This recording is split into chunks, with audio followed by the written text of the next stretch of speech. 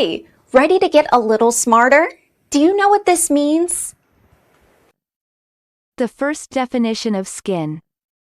A thin layer of tissue that forms the natural outer cover of the body of an animal or person.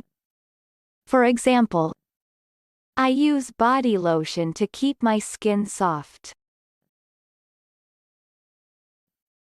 The second definition of skin. The outer or peel layer of certain fruits and vegetables. For example, potatoes roasted in their skins. American pronunciation. Skin. Skin. Repeat the word after me. As you repeat the word, keep the definition in mind to train your brain to master it. Skin. Say. Skin. Skin means thin layer of tissue forming natural outer covering of body of person or animal. Skin.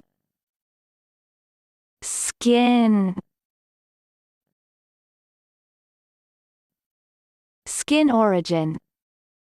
Late Old English skin is derived from Old Norse skin. It is related to Dutch schinden, flay and peel, and German schinden. Practice. Listen to what I say, then pause the video and repeat after me. Train your brain to master this word. Let's begin. The first practice.